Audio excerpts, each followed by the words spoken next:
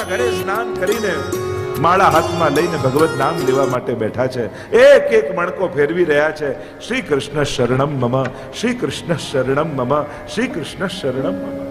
માળા ફેરવી સુલભાજી સ્નાન કરવા પધાર્યા છે. વિચાર કરો, તમે ઘરના સોફા ઉપર બેઠા હો અને બેઠા બેઠા માળા ફેરવતા હો અને એટલામાં દરવાજો ખટખટે. આમ દરવાજો ખટખટે, તમે દ્વાર ખોલો અને સામે ઠાકોરજી ઉભા હોય તો કેવો આનંદ આવી જાય.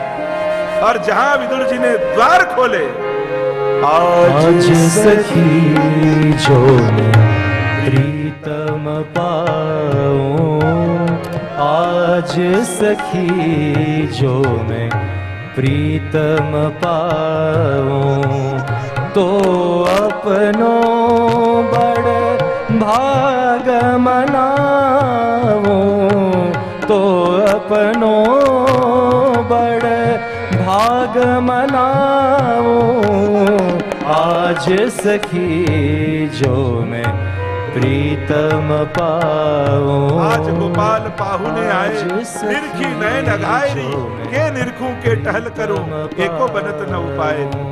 राग रंग में चतुर सुर प्रभु, कैसे सुख उपजाए. कोई गोपी के घर प्रभु पधारे, जहां द्वार खोला ठाकुर जी, नेत्र हटते नहीं है प्रभु के मुखारविंद से, और बुद्धि कहती है व्यवस्था कर, आसन बिछा, भोग लगा, आरती कर. बुद्धि व्यवस्थाएं सब याद दिलाती है, और नेत्र अनिमेष नेत्रों से, अपलक नेत्रों से प्रभु के दर्शन हो रहे हैं. मानो नेत्र और मन का झगड़ा हो रहा, नेत्र और बुद्धि की में लड़ाई हो रही. बुद्धि कहती व्यवस्था करने का. सांवरी सूरत नैन विशाला, सांवरी सूरत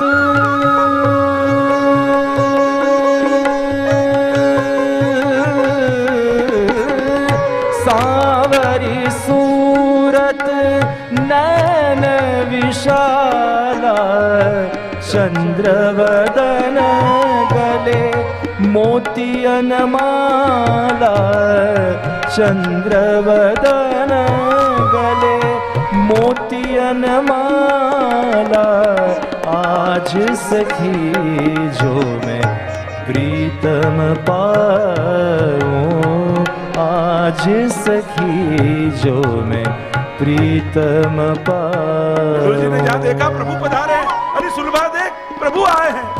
भागती हुई सुलभा जी आई, आसन लेकर बिछा दिया. पधारिए प्रभु, पधारिए, पधारिए. दोनों के नेत्रों से अश्रु छलक. अरे प्रभु आप तो भक्त इच्छा पूरक हो, सुबह ही मनोरथ किया कि आप हमारे घर पधारो, और देखो प्रभु सहज में आपने मनोरथ पूर्ण कर दिया. प्रभु को गादी पर पधरा दिया, नीचे बैठ गए विदुर जी और सुलभा जी. बस टगर टगर प्रभु को देख रहे हैं, देखते जा रहे हैं, अश्रुपात होता जा रहा है, देखते जा रहे हैं, अश्रुपात होता. प्रभु का कैसा मनोहर रूप है.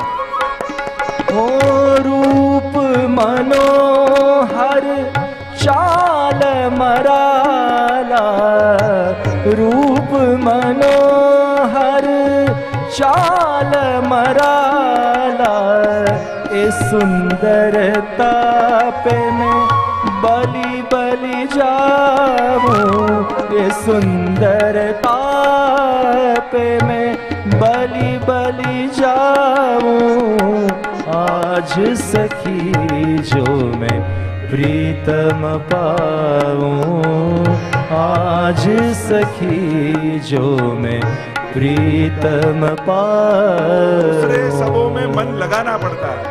कृष्ण तो है ही मनोहर, मन को हर लेने वाला है. एक बार सामने आ गया, फिर मन लगाने की मेहनत नहीं करनी पड़ती, मन उसी का हो जाता. और आधा एक घंटा हो गया, दोनों प्रभु को टगर टगर बस देखे ही जा रहे. પ્રભુ ને થયું કે આજે ઉપવાસનો દિવસ લાગે છે, ત્યાંથી છોડીને આવ્યો ને આ લોકો પૂછતા નથી, આજે વ્રત જ કરવાનું લાગે છે, ન રહેવાયું. ત્યારે પ્રભુએ કહ્યું કે કાકાજી આ ભોજન છે ઘરમાં, બહુ ભૂખ લાગી છે. અને સુલભાજી કે આ તો અમારો મનોરથ હતો કે આપ અમારા ઘરે પધારો, અમારે ત્યાં રાજભોગ આરોગો. અને દોડતા ગયા, કેળા લઈને આવ્યા, જેમ પ્રસિદ્ધ કથા છે. અને કેળા લઈને, હવે દૃષ્ટિ તો ઠાકોરજી સામે છે, એટલે આમ કેળા છોલે, કેળું ફેંકે છાલ આપે. ઠાકોરજીને થયું મારે ગીતાજીમાં કહેવાનું જ છે, પત્રમ પુષ્પમ ફલમ તોયમ યો મે ભક્ત્યા પ્રયચ્છતિ તદહમ ભક્તિ રૂતમ અસ્નામી પ્રયતાત્મનઃ. એ પત્ર પુષ્પ ફલ આપે હું આરોગું છું. લાવો પહેલા પ્રેક્ટિકલ કરી લો પછી ઉપદેશ આપીશ. અને ઠાકોરજી છાલ આરોગવા લાગે. 1 2 3 અને હવે વિદુરજી ની દૃષ્ટિ પડી. અરે સુલભા ये क्या कर रही हो, पागल हो गई, ऐसे आरोगाया जाता है, लाओ मुझे दो. લીધા પોતે છાલ છોલી, છાલ ફેંકી, કેળું ઠાકોરજીને આપ્યું. કેળું મુખમાં મૂક્યું અને પ્રભુ એટલું બોલ્યા, કાકાજી જે છાલમાં મીઠાશ હતી એ કેળામાં નથી. जो छिलके में मिठास थी वो केले में नहीं है. बहुत बुद्धि पूर्वक करने जाओ तो मुझे आनंद नहीं आता. मुझे तो निर्दोष भक्तों के साथ आनंद आता है जो केवल विशुद्ध भाव से मुझे शरणागत होते हैं, अपना सब कुछ लुटाने जो तैयार हो जाते हैं, जो मुझे देखकर अपना सुदबुद खो बैठते हैं, ऐसे भक्तों से मैं राजी होता हूं. प्रभु ने मनोरथ पूरे किए और निर्धारित हुआ कि अब युद्ध होगा. વિદુરજીને થયું કે મારે ભાઈઓને લડતા જોવા નથી, મારે યુદ્ધ જોવું નથી. ભક્ત છે ને, ભક્તને ક્લેશ ગમતો નથી. हमारे यहाँ वार्ता साहित्य में प्रसंग आता है कि कृष्णदास मेघन ने महाप्रभु जी से पूछा कि ठाकुर जी ने शू गमे छे ने शू नहीं गमतुं. ત્યારે મહાપ્રભુજી એટલું કહ્યું કે ઠાકોરજીને માખણ બહુ પ્રિય છે અને બીજું ઠાકોરજીને એમના ભક્તો બહુ ગમે. શું નથી ગમતું? તો કહ્યું કે ઠાકોરજીને ધુમાડો નથી ગમતો અને ઠાકોરજીને ક્લેશ નથી ગમતો. જે ઘરમાં પ્રભુ બિરાજતા હોય ત્યાં ક્યારે ક્લેશ ન હોવો જોઈએ. प्रभु को क्लेश पसंद नहीं, क्योंकि क्लेश है वही कलयुग है. प्रभु तो आनंद के भोक्ता है, प्रभु तो आनंद रूप है, प्रभु तो आनंदमय है. और इसलिए સૌથી પહેલા સેવામાં જાઓ ને, બાકી બધા તૈયાર થાવ બધું બરાબર, પણ સૌથી પહેલી તૈયારી મુખ પર સ્મિત હોવું જોઈએ. વૈષ્ણવ કોણ? જેના મુખમાં સ્મિત હોય, કંઠમાં ગીત હોય અને હૃદયમાં પ્રભુની પ્રીત હોય, એ જ વૈષ્ણવ છે. ચહેરો જોઈને જ ખબર પડી જાય કે તમે વૈષ્ણવ લાગો છો. આમ હસતા જ હોય, ટ્રેનમાં અને ઘણી વાર હોય ને તો આમ વૈષ્ણવનો આનંદ, કારણ એને એક આનંદ હોય, મારા ઘરે ઠાકોરજી. હવે કોઈના બેંકમાં ખૂબ લક્ષ્મીજી હોય તો એ કેવો ફુરાઈમાં બહુ પડ્યા છે, ઘણા છે, કેવો આનંદમાં પડતો. તો જેના ઘરમાં લક્ષ્મીનો નાથ હોય એને તો કેવું ખુમારીમાં ફરવું જોઈએ, એને તો કેવું ગૌરવમાં ફરવું જોઈએ, એને તો કેવું આનંદમાં ફરવું જોઈએ. મારા ઘરે ઠાકોરજી છે, હું રોજ ઠાકોરજીની સેવા કરું છું. એને એ વાતનો, વૈષ્ણવ થવાનો એક આનંદ હોય. અને જેને પોતાનાથી આનંદ થઈ જાય ને એને પછી ક્યાંય આનંદ ગોતવો ન પડે ને માંગવો ન પડે. જે પોતાનાથી દુખી છે એને બધે જ સુખ શોધવા પડે અને સુખ માંગવા પડે. કારણ કે આપણે પોતાનાથી પ્રસન્ન નથી.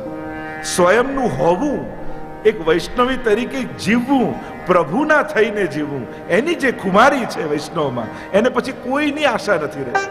देखो ना, कुम्भनदास की वार्ता देखो, सूरदास की वार्ता देखो. राजा महाराजाएं आए, चलो सोना की आरसी ले लो, ये ले लो, वो दे दो. अरे मुझे कुछ नहीं चाहिए, मेरे घर ठाकुर जी है, और क्या चाहिए? और प्रभु सब पूरा कर रहे हैं. प्रभु थी तृप्त છે, પોતાની ભક્તિ એને તૃપ્તિ આપે છે. અને જેને ભક્તિનો ઓડકાર આવી ગયો હોય ને એને પછી કાંઈ લેવાની ઈચ્છા ન હોય.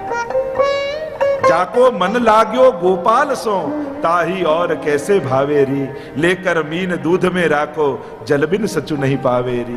जो सूरारन घूमी चलत है पीर न काहू जनावेरी.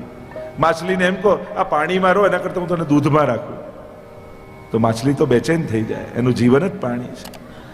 ऐसे ही भक्तों के जीवन की व्यवस्था बदलने की कोशिश करो ना तो भी वो बेचैन हो जाते हैं. उनका आनंद तो भगवान है, उनकी खुशी प्रभु की प्रसन्नता में है. સેવા કરતા કરતા જ્યારે પ્રભુનું મુખ સ્મિત કરતું દેખાય ને એટલે વૈષ્ણવને એવો આનંદ થઈ જાય. આજે પ્રભુ કેવા પ્રસન્નતામાં બિરાજે છે, આજે મારા લાલન કેવા હસી રહ્યા છે. અને પ્રભુ હસે છે, બોલે છે, માંગે છે, આરોગે છે, બધું કરે છે. પણ જ્યારે યશોદા બનીને બેસો તો અનુભવાય. જેમ કોઈ બા પોતાના 2 મહિનાના બાળકને રમાડતા હોય દાદીમાં, અને પાડોશણ આવીને બેસે ને એટલે બા શું કે, અરે તો વાત કરનારું કોઈ જોઈએ, આખો દિવસ વાતો કરવા જોઈએ, કોઈ બોલનારું આને જોઈએ. પેલી પાડોશણને એમ થાય 2 મહિનાનું બાળકને બોલે છે, બોલે છે પણ બા બનીને ખોળામાં લો તો સમજાય, પાડોશન બનીને લો તો ન સમજમાં આવે. એમ આપણા ઠાકોરજી માંગે છે, આરોગે છે, હસે છે, બોલે છે, પણ ગોપી બનીને ગોદમાં લો તો સમજાય, વ્યક્તિ બનીને લો તો ન સમજમાં આવે. એ તો તમારી લાગણીઓ એવી ઓતપ્રોત થવી જોઈએ, તો પ્રભુ પોતાની લાગણીઓની અભિવ્યક્તિ કરે. અને કરે જ છે. સેવા કરનારા જાણે જ છે. જે સેવા કરે છે એના માટે ભગવાન એ કોઈ લોજિક આપીને સાબિત કરવાની જરૂર નથી, એના તો અનુભવ છે ભગવાન. આપણા બધાના નાના મોટા કોઈક ને કોઈ પ્રભુ માટેના અનુભવો છે. આપણા માટે ભગવાન કોઈ કલ્પના નથી. કેટલા પ્રકારથી ભગવાને, ભલે થોડી ક્ષણોનો કોઈ અનુભવ હશે, કોઈ એક સ્થાનનો અનુભવ હશે, પણ પ્રભુએ પોતાનો અહેસાસ કરાવ્યો છે. અને પ્રભુ પોતાનો અહેસાસ કરાવી એના પ્રત્યેની શ્રદ્ધા આપણા હૃદયમાં દ્રઢ કરી દે છે. और इसीलिए प्रभु हमारे लिए कल्पना नहीं है, हमें साबित करने की आवश्यकता नहीं कि भगवान है, हमारा अनुभव है भगवान. और रोज सेवा में ये अनुभव होता है कि ठाकुर जी कृपा कर रहे हैं, वो स्वीकार कर रहे हैं सेवा को, बड़े आनंद से ग्रहण कर रहे हैं. ये सेवा करने वाले की अनुभूति है. यहां विदुर जी को हुआ कि मुझे युद्ध देखना नहीं है, और ये सोचकर विदुर जी घर छोड़कर यात्रा करने निकल गए. 36 वर्ष तक विदुर जी ने यात्रा की, और जहां जहां यात्रा के जो नियम हैं, व्रत हैं, दान हैं, सभी विदुर जी ने किए.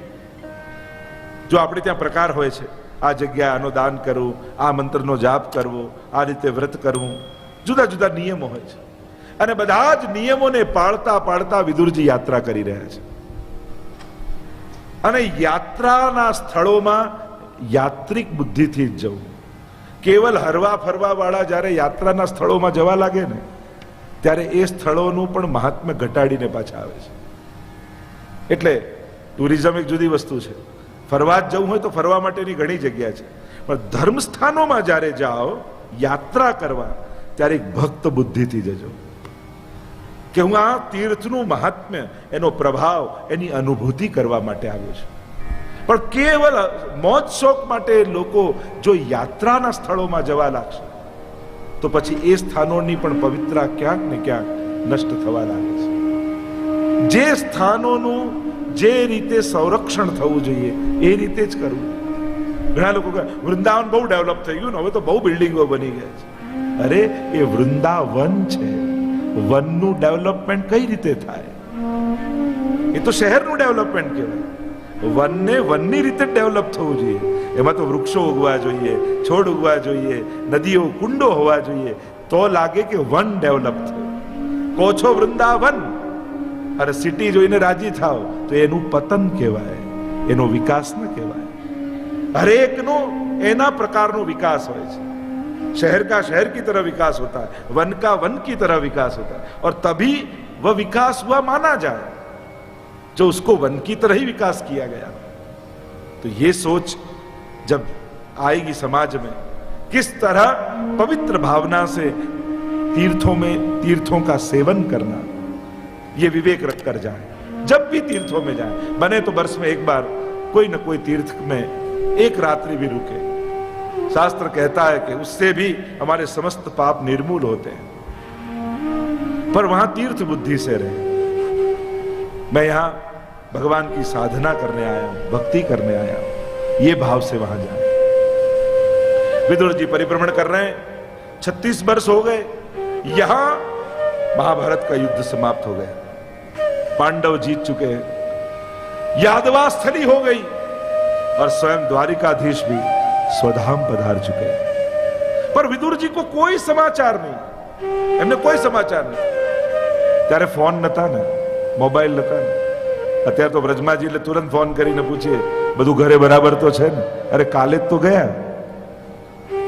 એક વ્યક્તિ સ્વપ્નમાં ભગવાન આવ્યા ને કહ્યું કે તું વ્રજમાં આવ, મારે તને દર્શન આપવા છે. અને તુરંત બધું પેક કર્યું, તાળું માર્યું ઘરમાં, પ્રભુ રક્ષા કરજો. ઘરની ચાલ્યા વ્રજમાં. 1 દિવસ, 2 દિવસ, 3 દિવસ પ્રભુ દેખાય જ નહીં. કહ્યું કે પ્રભુએ સ્વપ્નમાં આજ્ઞા કરી મને મળવાની નહીં. અહીંયા તો પ્રભુ મળતા જ નથી. થાકી હારી પાછા ઘરે આવ્યા તો દરવાજા પાસે ભગવાન અદબ વાળીને ઉભા હતા. અરે પ્રભુ, આપે મને બ્રજમાં બોલાવ્યો, ત્યાં મળવા હું આવ્યો, આપ અહીંયા હતા. હું શું કરું? તે જ ઘર લોક કરતા સમયે કહ્યું કે ભગવાન રક્ષા કરજો, એટલે હું વ્રજથી ઘરે આવી ગયો. મેં તો તને વ્રજમાં બોલાવ્યો જ હતો, પણ તે મને ઘરમાં બોલાવી લીધો. विदुर जी को कोई समाचार नहीं. विदुर जी ये सब घटनाएं घट चुकी हैं. અને એટલામાં ઉદ્ધવજી સાથે મેળાપ થયો અને ઉદ્ધવજીએ આ બધી જ ઘટનાઓ વિદુરજીને કહી. અને જ્યારે આ સમાચાર મળ્યા કે પ્રભુ પણ જતા રહ્યા, અને ત્યાંથી વિદુરજીના હૃદય ભરાઈ આવ્યું. અરે છેલ્લે પ્રભુના દર્શન ન કરી શક્યો. યાત્રા કરતો રહ્યો, પણ મને ભાને ન રહ્યું કે ત્યાં શું ચાલી રહ્યું છે, શું થઈ રહ્યું છે. અને પ્રભુ ભૂતલનો ત્યાગ કરીને પધાર્યા, મને દર્શન ન થયા. उद्धव जी ने कहा, विदुर जी आप बड़े भाग्यशाली हो. लोग अंत समय में भगवान को याद करते हैं, पर आप ऐसे भाग्यशाली एकमात्र हो, अंत समय में भगवान आपको याद कर रहे थे, તમને યાદ કરતા હતા. અને મને કહ્યું છે કે વિદુરજી મળે તો એમને કહેજો કે મૈત્રેય મુનિને જઈને મળે.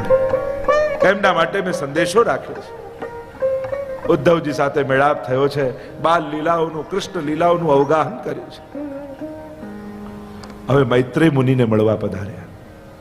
જ્યાં વિદુરજીને જોયા, મૈત્રેય મુનિએ તુરંત કહ્યું, આવો યમરાજ, આવો ધર્મરાજ. વિદુરજી આશ્ચર્યમાં પડ્યા.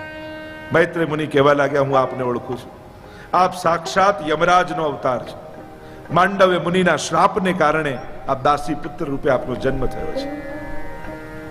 વિદુરજીએ સુંદર પ્રશ્નો કર્યા છે, અને એવો પ્રશ્ન કર્યો જાણે એ પ્રશ્ન આપણા બધાનો ન હોય. દરેકનો આ પ્રશ્ન હોય એવો પ્રશ્ન કર્યો. પ્રશ્ન કરતા વિદુરજી બોલે છે, સુખાય કર્માણ કરોતિ લોકો નતૈ સુખમ વાન્યદુપારમં વિંદેત ભૂયસ્તતૈવ દુઃખમ યદત્ર યુક્તમ ભગવાન વદિન્ન. મહારાજ, ગુરુદેવ, દુનિયાનો દરેક માણસ સુખ માટે જ કામ કરે છે, છતાં એને દુઃખ કેમ મળે છે? દુનિયાનો કોણ એવો માણસ છે જે દુઃખ મેળવવા કામ? અરે કોઈ સુસાઇડ પણ કરે તો મરી જવું તો સુખી થઈ જાય. ઈચ્છે તો સુખ જ છે. ખોટું ને ખરાબ કામ કરીને પણ છેલ્લે ઈચ્છા તો સુખની જ છે. કોઈને દુઃખ જોઈતું નથી. નાના બાળકને પણ આપણે શીખવાડીએ, આમ બોલાય, આમ બેસાય, આમ ખવાય. કોઈને શીખવાડવું પડે છે સુખ ઈચ્છાય અને દુઃખ નહીં ઈચ્છવાનું. કોઈને પ્રેક્ટિસ કરાવવી પડે છે. નાનકડું બાળક પણ મુખથી સુખ જાણતું હોય તો દરેક વસ્તુ મોઢામાં મૂકવા લાગે, કારણ કે અત્યારે મુખના જ સુખની ખબર છે. પણ સુખ માટે દોડે છે, દરેક વસ્તુને પકડવા દોડે છે. સુખની સહજ કામના છે, અને આ બધામાં છે, અને બહુ નેચરલ છે. ભગવાન મેળવવાની ઈચ્છા દરેકની અંદર છે. એ કઈ રીતે? સુખ મેળવવાની ઈચ્છા રૂપે. કારણ કે મનના લેવલ પર છો ત્યાંથી સુખ દેખાય, આત્માના લેવલ પર આવે ત્યારે આનંદની ખોજ થઈ જાય, એ પરમાત્માની ખોજ થઈ જાય. કારણ કે પરમાત્માની પ્રાપ્તિ દ્વારા જ પૂર્ણ થવાશે. દરેક વ્યક્તિ પૂર્ણ થવાની કોશિશ કરે છે. જમીનમાંથી પથ્થરનો ટુકડો લો, છોડો, જમીનમાં પડે, કારણ એનો ટુકડો છે. પૂર્ણ થવાનો પ્રયાસ કરે છે.